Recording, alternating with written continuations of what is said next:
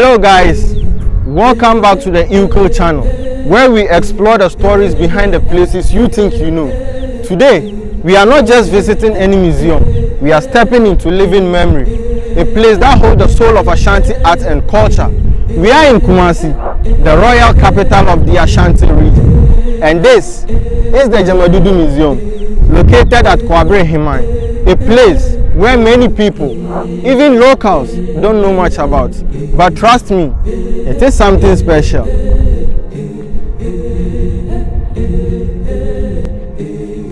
So before you step into the Gyamadudu Museum, there is her. This statue is called the Mother of Africa, but she is more than just a sculpture. She is a guardian of memory and identity. There is a saying, you can't just walk into history, you are invited by it.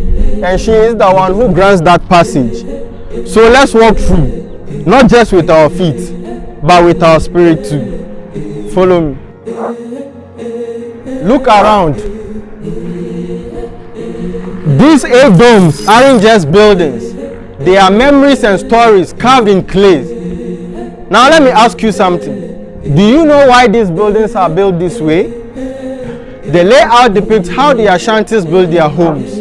Round huts, always arranged in a circle.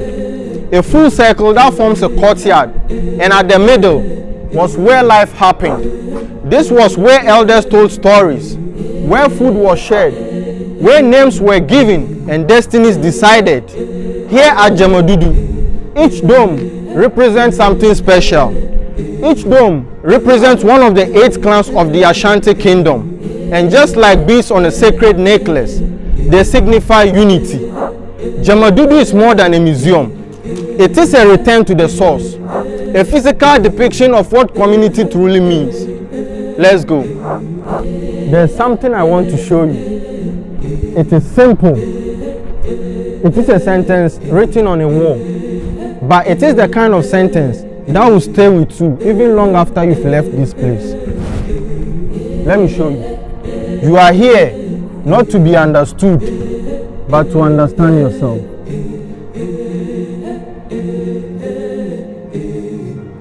Most times we go through life hoping people will see us, understand our story, our struggles, our dreams. But here, inside these domes, Gyamadudu invites you to do something deeper, to stop looking outside and start listening within. The design, the statues, the ancestors on the walls, they aren't just here to be admired. They are here to mirror back who you are and where you come from. When you step in here, you stand among giants. There are statues and images of Ashanti kings like Otumfuo Osei-Tutu II, who is seen as the living symbol of strength and tradition. There are powerful queen mothers who held kingdoms together through tradition and wisdom. And there is Yaa Asantewaa, the warrior queen who rose up and defended her people when no one could. This entire dome is dedicated to leadership, not just for leaders from the Ashanti Kingdom, but across Africa. We have Dr. Kwame Nkrumah, Ghana's first president, a Pan-Africanist who fought tirelessly for our independence. We have Nelson Mandela, whose name still echoes courage into our bones. We have Haile Selassie, an emperor who is seen as the symbol of African pride. And even Muammar Gaddafi, who is known by many people for his stand on African unity. These aren't just statues. These are a reminder of the power of vision and sacrifice. You can feel it, can't you? The pain on her face, the sorrow, the silence. This is more than just an art. It is a warning and a plea. When you forget who you are, you lose who made you. It pains your ancestors when you ignore them. But by coming here and learning, that's when we begin to remember. Look at this art. This girl, she's young, but she's got something ancient around her neck. This Adinkra necklace isn't just a symbol, it is memory and identity. And this quote, it isn't just advice, it is mission. When children learn in their own language, they don't just learn better, they remember who they are. This girl, she could be anyone's daughter, but when she reads her first story in Twi, or Gan, or Ewe, she isn't just learning words, she's hearing her grandmother's voice in the line. Our language holds our history, our culture, our way of thinking. To lose that is to lose how we see the world. So teach them. Let them write poems in Dagbani. Let them dream in Fanti. Let them speak like their ancestors, and the future will still sound like us. This empty space you see right here will soon be to a rhythm of color, craft, and culture. This is the art center of the Gyamadudu Museum, and once it is complete, it will be a living marketplace, a marketplace of story. You will have something like kente cloth, woven with royal gold and ancestral memories, beads that once told the stories of tribes, families, and womanhood, carvings made from centuries of tradition, all of it displayed right here and ready to be shared with the world. This place will connect artists to tradition, tourists to culture, and you to your roots. And what makes this powerful is that all the items you see here will be handcrafted, authentic, original. So one day, when you walk through this space, you won't just be shopping, you will be preserving culture. This wall says, study history to discover how great you once were and the mistakes you made. And right beside it is an axe, a symbol of strength and that of choices, creation and destruction. Here at Gyamadudu, history isn't just in books, it is in stone, it is in wood, it is in fabric and in memory. The Ashantis built an empire. They also had battles, divisions and lessons. To move forward, we must first know what came before. This is what this place teaches. This is what this quote is about. Look at this statue. It is more than art. It is pain. It is memory. It is defiance. Meet Kabla Kogu. Watch closely around his neck, his hands, and his feet. The chains around them tells a real story. He was known among his people for his strength, not just of the body, but of spirit too. A man who wanted freedom, a man who wouldn't bow. And for that belief, he paid dearly. According to history, Kwame Nkrumah was captured, chained under a tree, denied food and water for 93 days, and then he was shot and killed. But here he stands, in stone, unbroken, unforgotten. This is Kwame Nkrumah.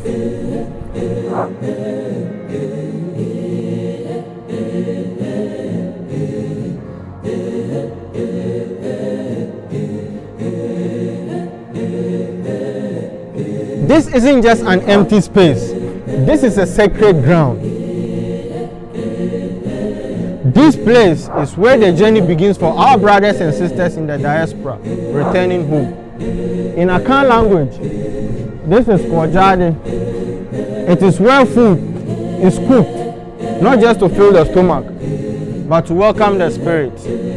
During the naming ceremony, food like eto, mashed yam and eggs is prepared and served, but it is more than a meal. It is tradition. It is family.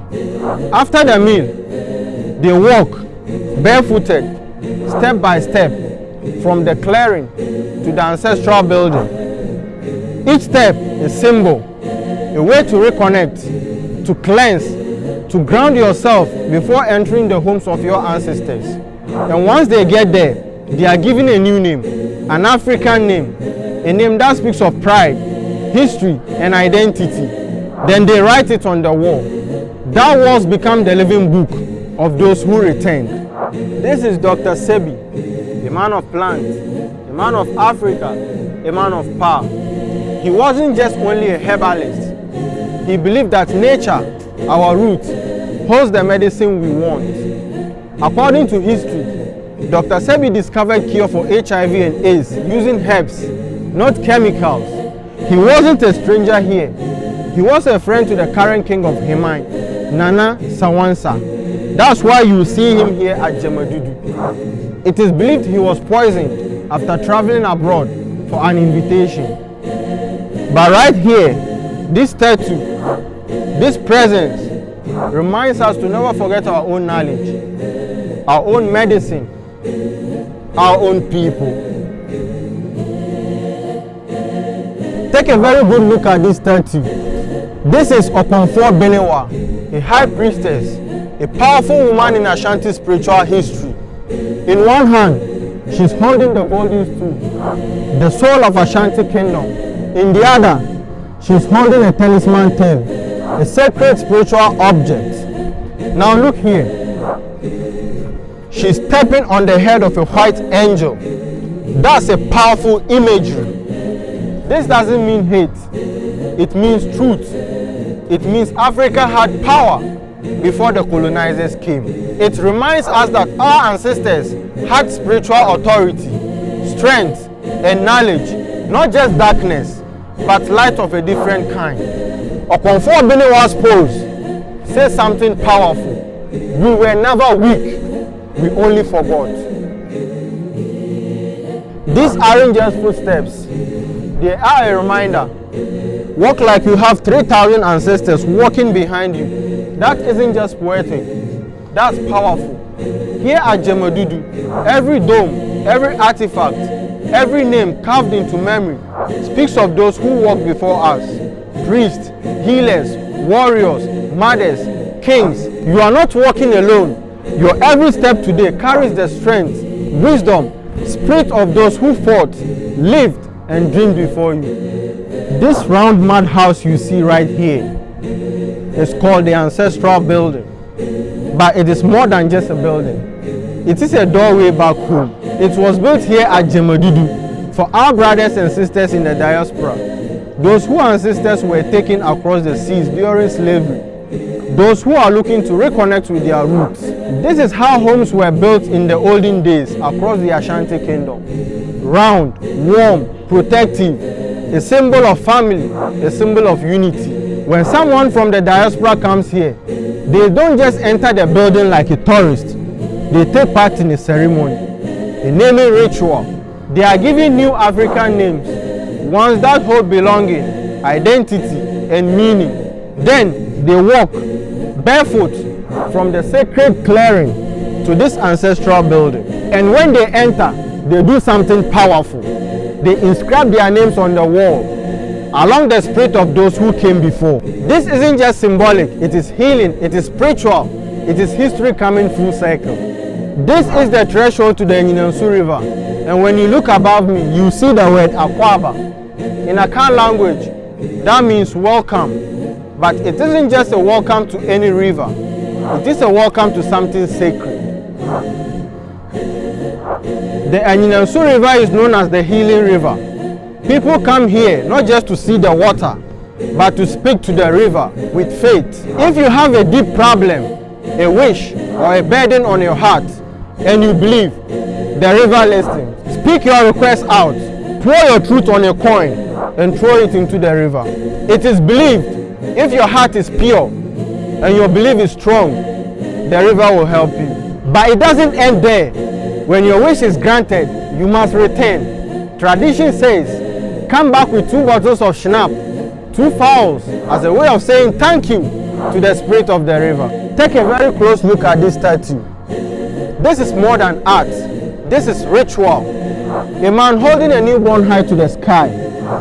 Among the Ashantis and many African tribes, this is a sacred moment. A way to say to the gods and to the ancestors, a new soul has arrived. The child is lifted not just in pride, but in acknowledgement. It is a ritual of introduction and blessing. In Ashanti culture, life isn't just about being born. It is about being accepted by those who came before you. This moment connects the past, present, and the future, all in one single act of love and respect. This is how we remind the spirit that our story continues. This isn't just decorations. This is a shrine, a sacred place.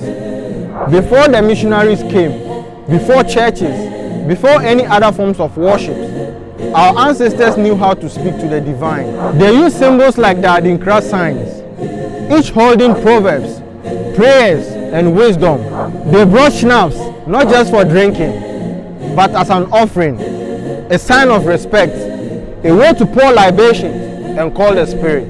And these talismans, they weren't for fear, they were for protection, for balance, for connecting to nature and spirit.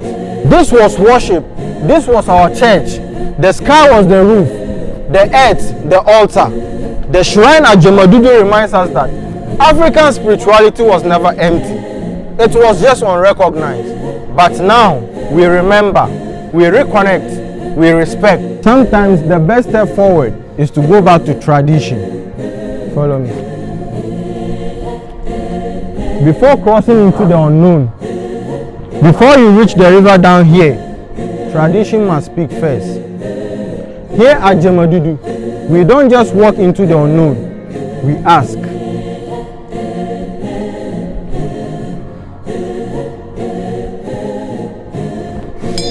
One, two, three. That's the ritual. It means I am here with respect. May I cross, please?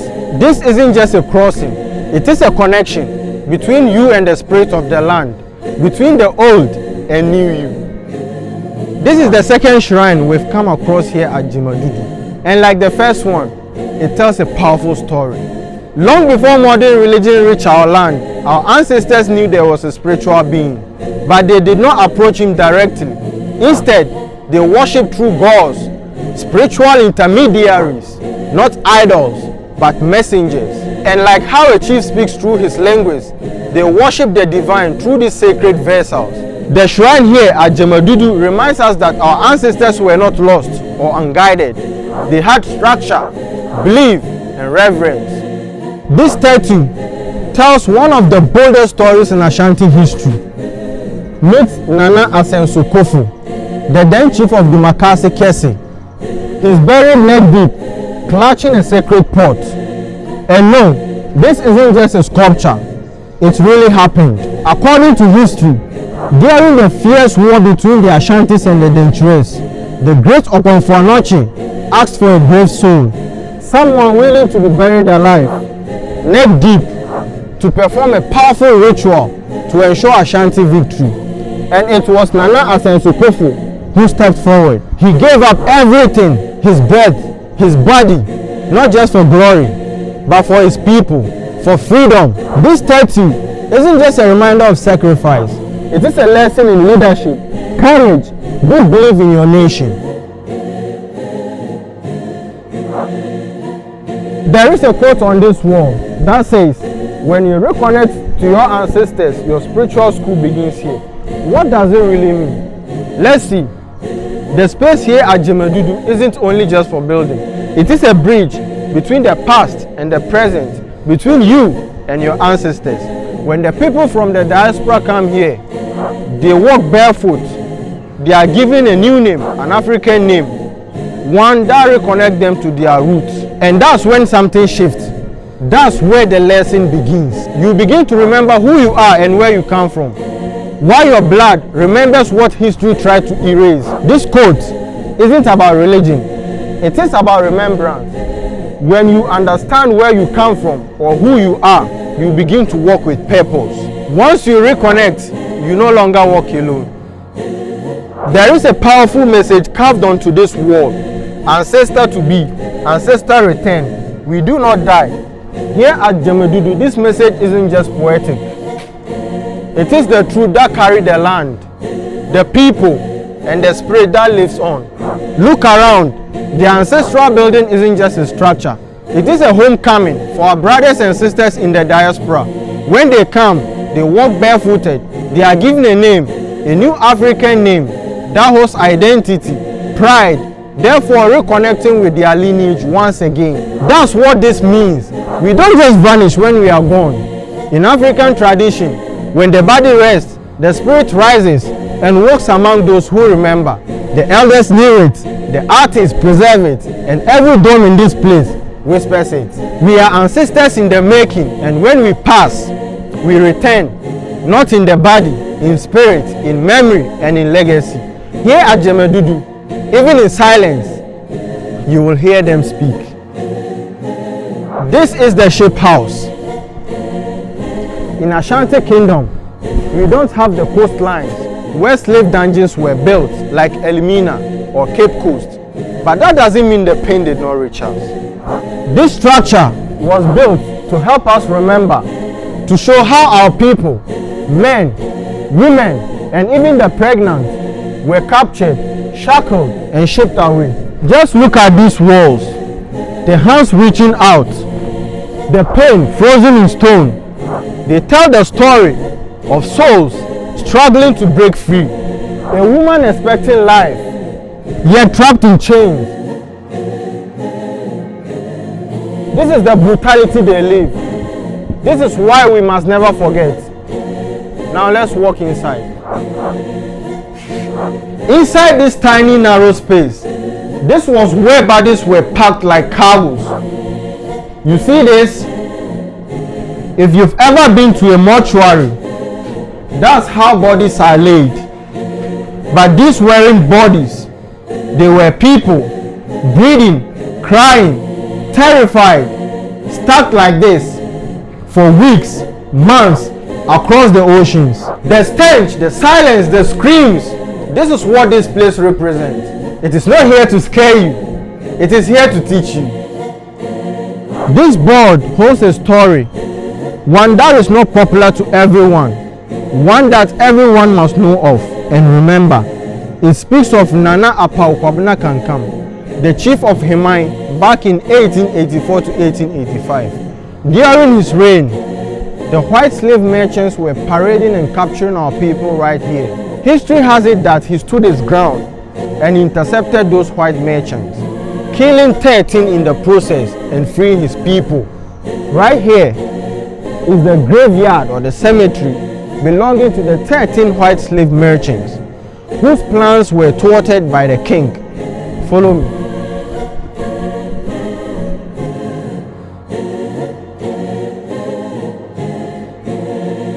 So this right here you see, this is not a handsomely decorated grave. This is a monument believed to belong to the 13 white slave masters whose plans were thwarted by Nana Apau Kwabena Kankam during 1884 to 1885. Freeing his people, it is believed that this was the route where the white slave merchants were parading people through. So this is their graveyard. This right here is the Aden fruit tree or the Aden tree. Ghanaian Akan name, it is called Prekese. It has a lot of medicinal purposes. This tree is believed to carry blessings. You cannot plant this tree. It grows wherever it likes.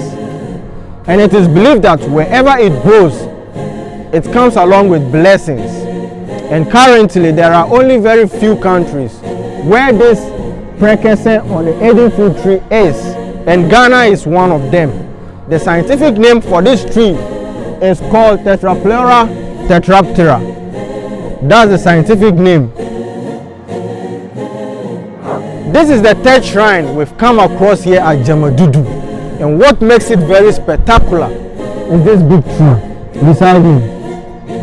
It is one of the biggest and largest trees in the whole Kwabre district. Here is the shrine. In the olden days, people from Hemang and beyond came here with their problems, with their hopes, with their prayers to turn to the shrine. Beside its big nature, it also has spiritual properties. This tree's name in Akan language is called Onyina Mankwa, meaning the kapok tree gives life. During the olden days, people would come here with plantain panicles, express their wishes as they pin it to the tree, with the hope that this tree or this shrine will heed their prayers. So this is the kapok tree, and it is a shrine as well. So this is the third shrine we've encountered here at Gyamadudu. And what makes it spectacular is the sheer size and its spiritual properties. This is the Anosu River. It is believed that a hunter named Aqua once guided the people of Hemang to this location.